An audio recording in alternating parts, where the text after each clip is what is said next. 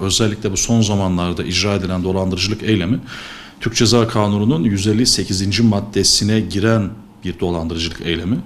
Burada da bilişim sistemleri aracılığıyla öncelikle vatandaşlara SMS veya WhatsApp'tan mesaj yollama veya almadığınız, iade ettiğiniz kargonuz vardır veya bir hediyeleşme süreci ve benzeri sebep ve gerekçelerle link göndererek ve bu linke tıklatarak telefona uzaktan erişim sağlamaktadırlar. Mobil bankacılıktan tutun, insanlarla yani sizin rehberinize kayıtlı olan kişilerle iletişime geçme, onlara mesaj atma, hatta Instagram, Twitter ve benzeri sosyal medya uygulamalarından sizin arkadaş olduğunuz kişilere mesaj atıp borç para isteme eylemlerine kadar icra etmektedirler. Uzaktan erişiyorlar, linke tıkladıktan sonra işin zaten tekniğini biliyorlar.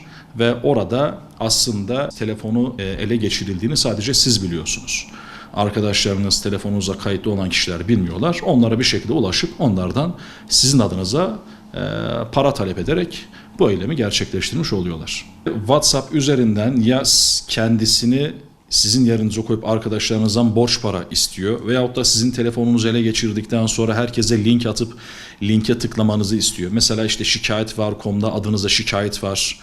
Ben gördüm, sen de bir bak. Veyahut da bir hediye var, hediyeleşme işlemini yapalım. Sen de bunu bir başkasına gönder veya 10 kişiye gönder.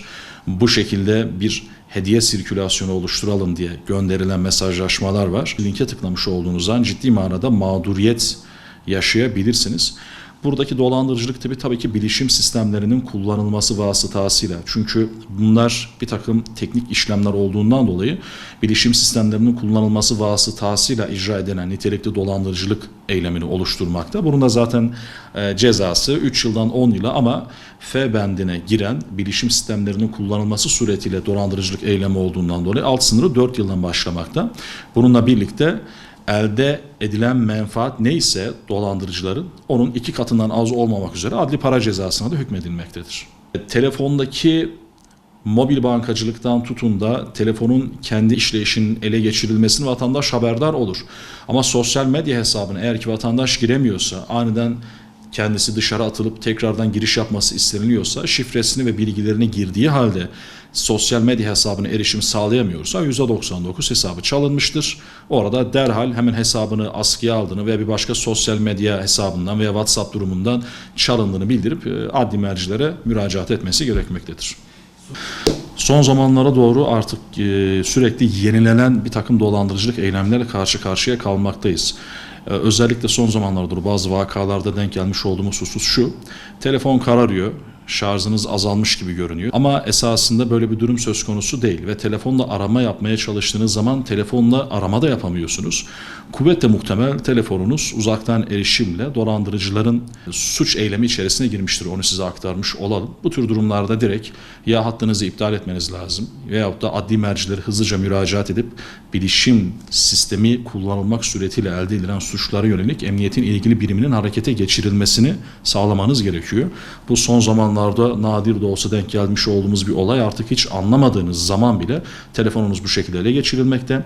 Rehberinize kayıtlı olan kişilerden borç para istenilmekte. Özellikle de WhatsApp üzerinden bu iletişim ciddi manada sağlanmakta ve size güvenen, size inanan, sizi tanıyan insanlardan bu şekilde para alma işlemi ciddi manada yaygın bir durumda yani. Telefonunuz elinizde fakat hiçbir şekilde kullanamıyorsunuz.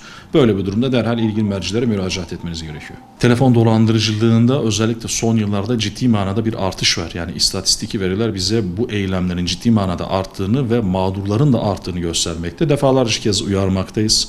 Avukatlar olarak hem müvekkilimize hem çevredeki insanlara bu hususta yapılan eylemleri ve üzerinize düşen vazifelere tekraren hatırlatmamıza rağmen vatandaşlar ne yazık ki bu tuzağa düşmeye devam etmekteler. Özellikle telefonla arayıp kendisini hakim savcı olarak tanıtmalar, banka görevlisi olarak tanıtmalar ciddi manada yaygınlaşmış durumda. O esnada telefonu açık tutuyorlar, ciddi manada size sorular sorarak, konuşturarak tabiri caizse aklınızı bulandırıyorlar. Ve o esnada sizden istedikleri bilgi ve verileri aldıktan sonra inanılmaz derecede size mağduriyet oluşturabilirler. Hatta mevcut süreçte sizin IBAN hesabınızı alıp o IBAN hesabınızı bile farklı suç eylemlerde kullanabilirler. Son zamanlara doğru özellikle yapay zeka modelinin gelişmesiyle birlikte oltalama diye tabir edilen yapay zekanın hem ses taklidi hem sizin yerinize geçip diğer vatandaşlarla veya arkadaşlarınızla, dostlarınızla iletişim kurulma tekniği ciddi manada suçlara hizmet ettiğinden dolayı öyle söyleyelim.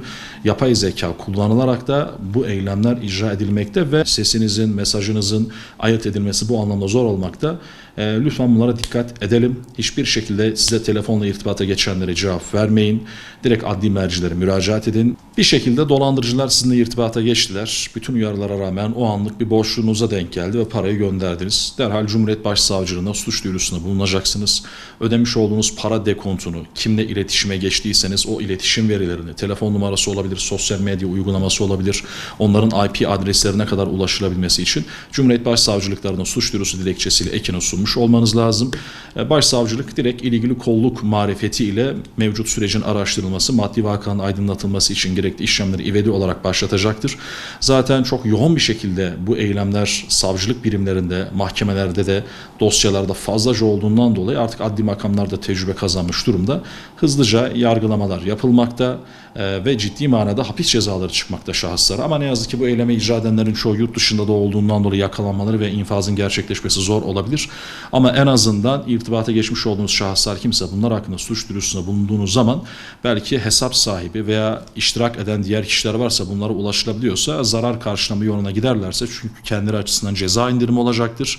Buradan en azından zararınızı kısmi veya tam olarak tazmin etmiş olabilirsiniz. Hatta son zamanlara doğru şunu belirtmekte fayda var. Mahkeme evrakının aynısını tıpatıpını yapabiliyorlar. Bunu da vatandaşlara gönderip işte uzlaşmada olan bir dosyanız var diyebiliyorlar. Veya işte siz şu siteye girmişsiniz, şu sayfaya girmişsiniz, bundan dolayı şu eyleme karışmışsınız, hesabınızda işte yasa dışı bahis paraları dolanmış, bir takım suç terimleri kullanarak sizi oltaya düşürmeye çalışabilirler. Hiçbir şekilde irtibata geçmeyin, hiçbir şekilde itibar etmeyin. Adli makamlar herhangi bir olaya karıştıysanız veya herhangi bir olayda adınız geçiyorsa zaten emniyet birimleri size usulünce irtibata geçecektir. Adliye gideceğiniz zaman da bu işin tebligatı var, usulü var, kanunda mevzuatta yazan usulü şekilleri var. Bunlar klasik dolandırıcılık yöntemleridir. Derhal bir avukata veyahut da doğrudan adliyede savcılık birimlerine müracaat etmenizi tavsiye ediyoruz.